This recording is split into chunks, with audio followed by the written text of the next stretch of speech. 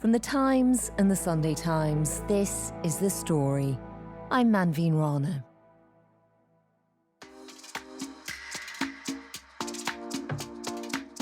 So it was a couple of years ago now, I went to a fashion dinner. Lots of women either in the fashion industry or related to the fashion industry.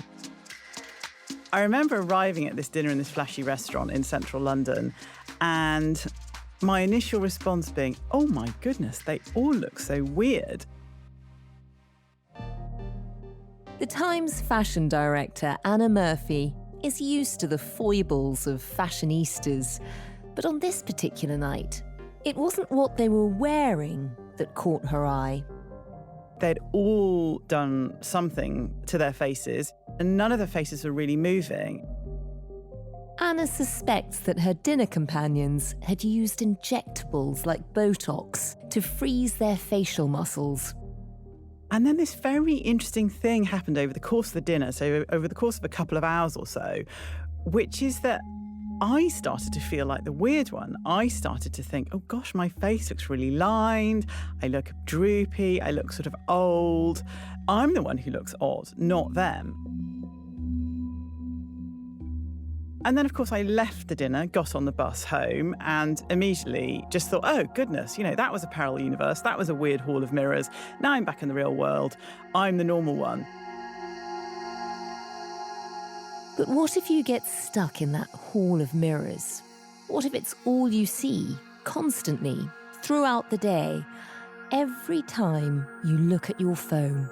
If you're only ever looking at faces that have no lines on them, you start to think, oh gosh, there's something wrong with me. I'm a problem. My face is a problem. I need to fix it. And there's a whole industry that claims it can help you to do just that. New figures show that the beauty industry is growing 4 times faster than the wider economy. And the fastest growth within the industry is in beauty services and non-invasive treatments that freeze or fill your face.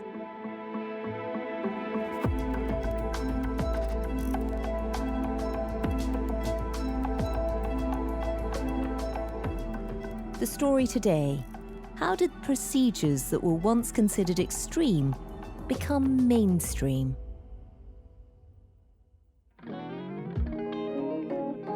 I'm Anna Murphy. I'm fashion director of The Times, which means, of course, I write lots of things about fashion, but I also write quite a bit about beauty. I wrote a book called Destination Fabulous, Finding Your Way to the Best You Yet, which is really, I suppose, best characterised as a book about positive ageing. What every woman needs. Exactly. Well, Anna, we're talking to you today because this is such a remarkable moment. It does feel like at a time when most areas of the economy are suffering, it turns out beauty has become a runaway hit. Yes, there have been some remarkable figures. The growth of the personal care industry is 4 times faster than the growth of the overall economy at the moment. In 2024, beauty contributed £30.4 billion to the GDP, making it 1.1% of the country's entire GDP. That is a 9% increase year on year. And all those figures come from the value of beauty, which is a report commissioned by the British Beauty Council and compiled by Oxford Economics. What that figure includes, just to break things down a little bit, it's kind of the everyday stuff you might imagine, like hair care, skin care, all kinds of personal grooming, cosmetic procedures like laser treatment, facials, peels, microneedling. But what we've also got within that figure is the kind of bold-faced stuff, things like breast implants, facelifts, so the proper surgical procedures. We've also got, on top of that, non-surgical procedures, injectables, things like Botox, which freezes the muscles of the face, and things like fillers, which are changing the structure of your face, which we didn't really know about, didn't really exist a couple of decades ago, and now are a huge growth area. They're estimated to account for £3.2 billion a year. 2 sorts of injectables. Botox and things like it are essentially used to freeze the muscles of the face. So they're typically used on the top half of the face to get rid of things like frown lines. Fillers also address lines. They tend to be used on the bottom half of the face. So the lines that you get between your mouth and your nose, for example, they'd be used on that. But increasingly, they're also used in the lips. So you can get a high street lip filler for about 179 quid. You can get dermal filler for the cheekbones for a slightly punchier £478, but certainly much, much less than these things cost very, very recently. Why do you think it is that we are seeing this huge leap in this industry now? What's causing it? I think a lot of it is to do with screen time in all its different manifestations. And with screen time has come this focus on appearance and surface that has never existed to quite the same degree. Appearances have always mattered, but in the real world, you show up with lots of different things, not only the way you look, the way your face looks, what kind of hair you've got, the way you dress, but also what you've got to say, what you're sort of doing, who you are, what you believe, what you're reading, what you're thinking. Screen life is incredibly two-dimensional. So we see ourselves so much more often all the time. We're looking at ourselves, we're consuming our faces all the time in a way that certainly when I was growing up, I wasn't doing. I mean, I hated having my photo taken. There were years went by when there was no picture in existence of me, and it was just me, daring to look in the sort of bathroom mirror a couple of times a day. And that's really not the experience for most people these days. So, of course, if you anatomize your face endlessly and you have a huge industry wanting to make money out of you, there's quite a kind of heady concoction. Some of it is technology, is beauty technology. There are things that have only been able to be done very recently that, just weren't available 20 years ago that are now more widely available and become more and more affordable. So I think there's those two things. And then underlying that, there's this more fundamental kind of elemental aspect really to human storytelling, which is right back in myths and fairy tales. We have this idea of old being bad and young being good. Fairy tales are full of kind of dodgy old crones and beautiful young maidens. Tell me, Snow White. Who is the fairest one of all?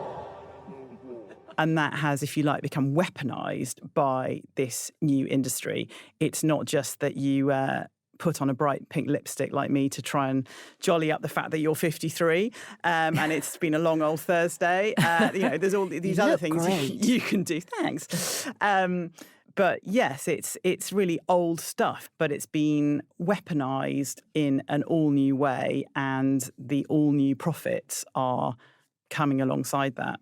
Yeah, and you're right. I mean, it does feel like, the search for eternal youth goes back to Cleopatra, and so, it's across history.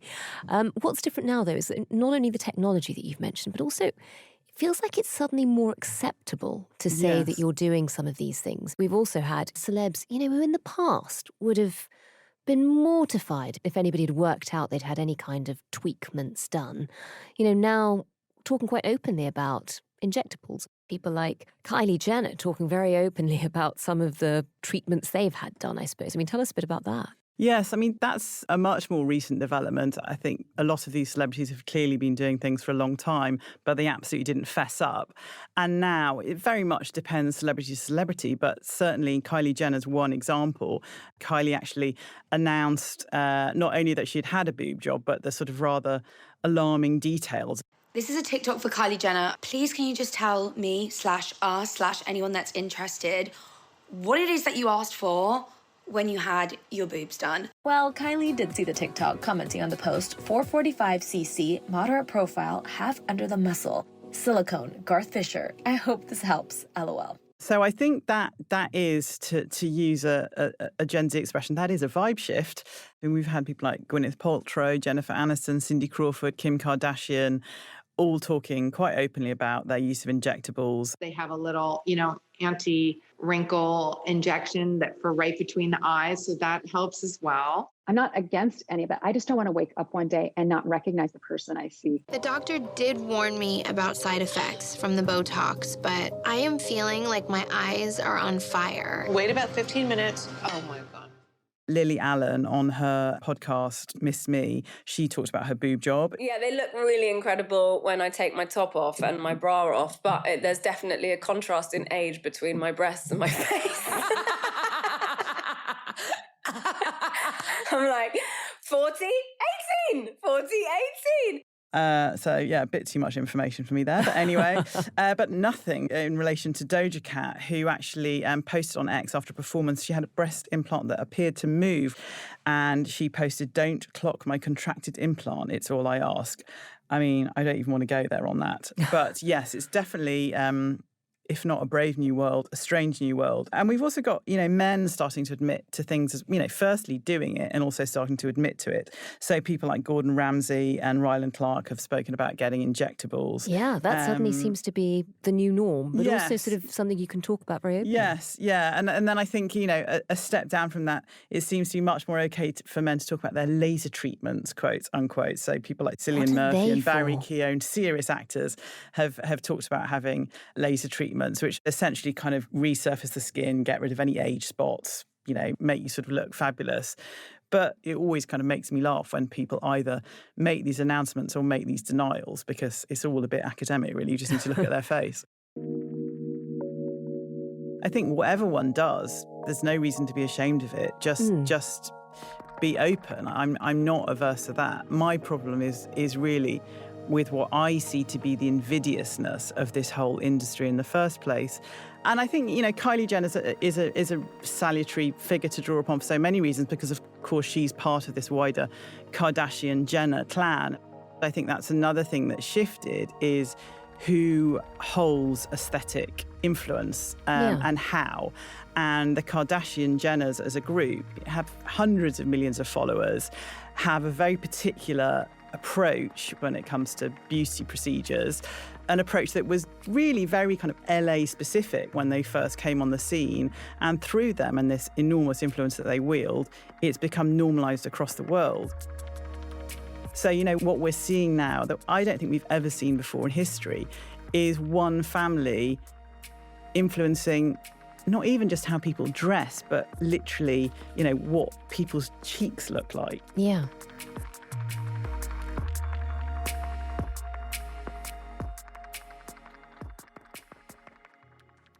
It's a very, very weird time. I mean, Helen of Troy was the face who launched 1,000 ships, and the Kardashians' faces have launched God knows how many hundreds of thousands of surgical procedures. I mean, it is remarkable. You're right. It's as if they've created an aesthetic of their own. It's almost like a Kardashian filter that now lots of young girls who see this on social media feel like that's how they have to look. Yes, and it's not really, as you suggest, about trying to look natural. It's actually about trying to look sort of other. And I quite often see young girls, and increasingly not so young girls, on the bus or on the tube with faces that, putting aside what they may have or may not have done from a procedure perspective, just from a beauty perspective, it's kind of like a kabuki mask. And for a long time, I assumed that was because they're sort of doing their face in a mirror or in their phone. And so they overdo it and they don't realize they're overdoing it. But of course, if you are recording your whole life on your phone, you actually want to be wearing what is essentially stage makeup, or as it's become known, day drag. Day drag. It's clearly not about maybe the ideas that we grew up around, which is looking like your best self, more about looking like someone else altogether. Yeah, which is such a bizarre moment. Related to that, I was sitting next to an influencer at a dinner the other day who's definitely done an awful lot of stuff to their face. And then I had the sort of bizarre but also quite enjoyable experience of watching them take some photos of some other people sitting at the table and then face tune those people's faces, as they call it. So, press a little button to make the jaw bigger or smaller, press a little button to make the skin smoother. Tweak do we want people's faces for them? Yes, for social media. Does that mean that in the past, whereas it would have been people in fashion and celebrities who were doing this, suddenly it feels like normal people are? It's happening across society. Absolutely. I mean, even I think the terminology personal care is quite sort of telling. It's this idea that, and it's certainly how it's been expressed to me by quite a lot of people, it's what one does along with one's pedicure and one's blow dry. It's one's injectables. And quite a few of my friends who are in their late 20s and early 30s, it's clearly being marketed to them as preventative. So, I'm having injectables now. I've started to freeze my forehead. now so that I then don't get lines in the future. I'm going to go and get a baby Botox for the first time. Not that I need it, but I do notice I'm a little bit like scrunchy. I've just had my 23rd birthday and I'm getting it more as like a preventative. I get Botox obviously for aesthetics reasons, but mainly to prevent wrinkles from settling in. If you get Botox, you get it. It just lifts and snatches the face and makeup just sits so much better on the skin. And you're right, it does feel like that's getting younger and younger. You know, people in their 30s who are doing it as a preventative measure, but not just their 30s. People in their 20s and teens now seem to be having procedures. Children are becoming increasingly obsessed with skincare, incredibly young ages. I mean, mainly, I think, down to TikTok, but also to some degree Instagram, being interested in these products. Oh, the irony, anti-aging products. What else would you be buying at the age of 12? My children are 12 and 13, and every birthday or Christmas, all I get is a list of like active face creams and toners and moisturizers, totally inappropriate for their type of skin. Like it's glycolic acid. No, babes, you're 12. What about a weekend morning? You've got a little bit more time to spend on Buy the routine. Sol de Janeiro. I also have to use this in the morning, every morning, otherwise my face looks like we didn't talk about how it looks in the morning. Next, let's do this new serum that I got for my birthday. And it's got to the point in the US, actually, there's currently a bill up to have anti-aging products with extremely active ingredients in them banned for the under 18s. A California Assembly member introduced a new bill today after social media trends led young children to buy skincare products made for adults. Those issues can come when young kids start combining ingredients that their skin isn't ready for, potentially triggering serious allergy or irritations.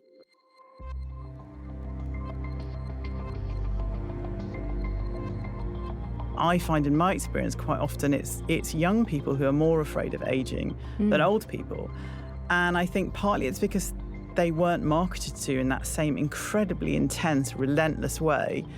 And also because the best of them had worked out, what a gift aging is. Yeah. And what a waste of time it is to stress about that line between your eyes when, you've got an exhibition to go and see, or a rose bed to dig up, or a fabulous lipstick to buy, or a book to read, or, whatever.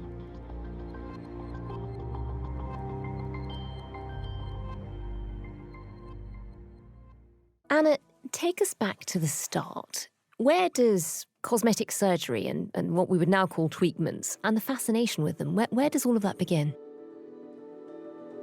Well, amazingly, the first nose jobs apparently took place in the 1800s. I mean, quite what that entailed exactly, I, for one, really don't want to know anything about. No, sounds painful, though. It sounds horrific. So it does go back a surprisingly long way. I mean, there was a big expansion in plastic surgery after the First and Second World Wars for all the tragic reasons that one might imagine, to do with, broken lives and broken faces. And someone called Harold Gillies was a key figure in terms of working to rebuild soldiers' faces. And plastic surgery still plays an incredibly important part in putting back together people who've gone through absolutely terrible things. Yeah. I mean, another sort of horrifying historical anecdote, apparently the first breast implants, they would use things like ivory, crude rubber and paraffin as implants. Although, to be honest, some of the stories you hear about implants today kind of leaking and having to be taken out and put back in again and God knows what else, I would argue, we haven't progressed that far. I mean, another idea of just where we're at with it all, another really kind of big figure, the British Association of Aesthetic Plastic Surgeons said that in 2024 there were, wait for it, 27,462 procedures performed in the UK alone. That's which an is extraordinary a lot. number. That really is an extraordinary number. You sort of realise just how much it's sort of infiltrating normal life. And of course, unsurprising, the huge majority of those are women. Women had 93.5% of all cosmetic procedures in 2024. So it's still very much a women's game, not a men's game. So, Anna, you're clearly holding out against the injectables, etc. I can understand that, me too. But is there an argument to be made for those tweakments if they are giving women confidence, if they are making them feel like they are appearing as a better version of themselves? I can certainly see that argument. As I say, I think it's a losing game. in my experience watching people, you can sort of drift away from who you are, actually. I have had a couple of friends who are quite a bit older than me, one woman I think of in particular who's now in her 70s, and she talked about how she did start to have some injectables, I think in her 60s, and she looked in the mirror and she said, I'm not quite looking like myself. I'm starting to become untethered from my own face, and I'm stopping it. I do understand why it feels like empowerment, but I think it's a false dawn. But, to be clear, I'm absolutely not against doing the best you can by your skin and your hair and everything else, because I think, rightly or wrongly, it does matter that you look like someone who's taking care of yourself. My issue is what taking care of yourself actually means. Is the obsession with having tweakments done, across the ages and, as we've talked about already, across social media, is it leading to this industry sort of growing almost too fast for it to be safe? I think there is part of that, yes. Just by way of a couple of examples, you take fillers, which, as the name would suggest, are the things that are typically used to fill out lines in the bottom half of the face. It's a solid product that fills, and what you can find is that then once the filler dissolves, you have a sort of dent. So not only do you have the line, but you have the dent, especially if you do this over time. Injectables, which tend to be used on the top half of the face, they freeze the muscles. And again, over time, those muscles atrophy. So these things that are supposedly solving, quotes unquote, problems actually set up another set of problems in and of themselves. And there are some stories around the risks of procedures going wrong. There are very, very few stories about the risks of procedures, full stop, over a long period of time. It's not just about the ones that fail. It's about what messing around with your face actually does. And we're in this very strange situation where we have very few people further down the line who've been doing things to their faces. They're very rich and they're very famous and they're now in their 60s and their 70s. And they tend not to look that great. And yet we have all these people being marketed to at such young ages, their early to mid-20s, who were starting to use these things way earlier than the people now in their 60s and their 70s. What does a face look like after many decades of being frozen and filled? Yeah. And you're right, we haven't had enough time elapsing to be able to sort of see it play out for many people. We haven't had enough time lapsing, and I feel we haven't had an adequately critical response to what's happening. I see parallels with other types of tech, like AI, like many other manifestations of the digital world, like, in fact, social media. It's growing so quickly and the technology is so manifold and shape-shifting that it's very difficult to do due diligence on it quickly enough. And as a result, very difficult to have brutally honest, but also sort of suitably nuanced conversations. And that is what I feel at the moment, that this is a kind of one-way conversation. It's become very normalised in the media to talk about having tweakments as you would buying a sandwich.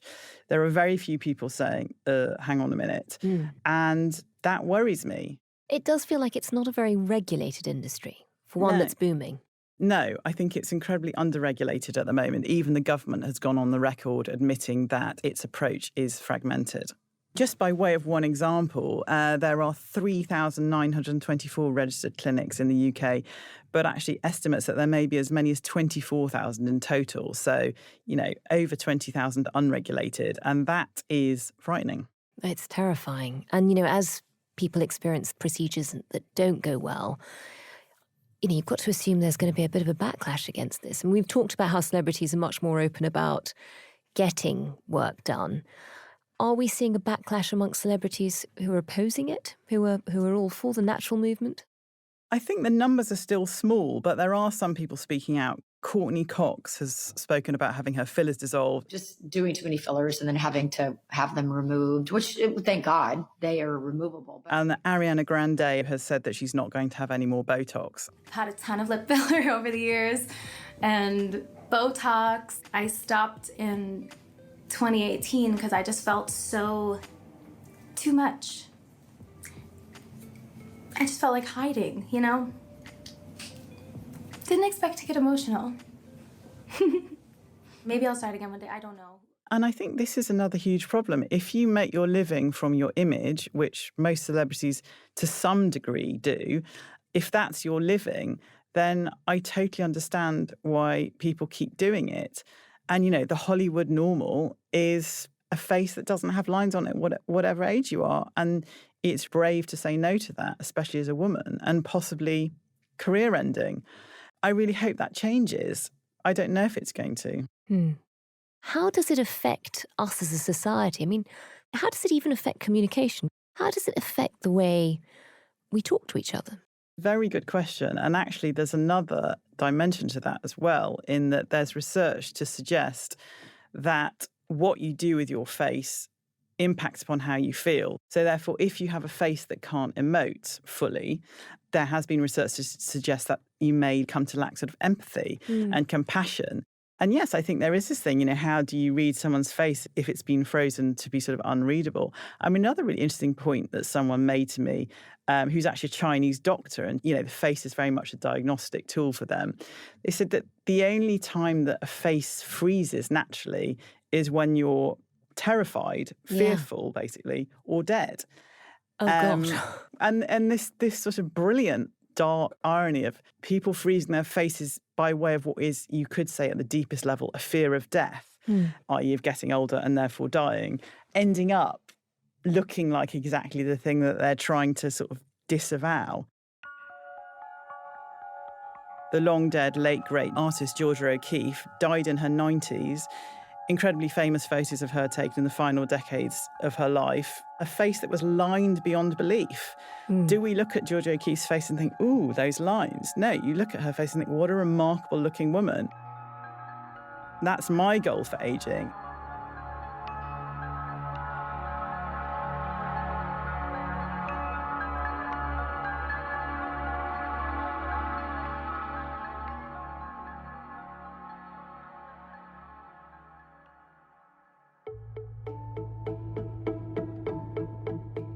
That was Anna Murphy, fashion director at The Times, and you can read all of her brilliant columns at thetimes.com with a subscription. The producer today was Hannah Farrell. The executive producers were Molly Guinness and Fiona Leach, and sound design and theme composition was by Mal Lassetto. Thanks for listening. See you again soon.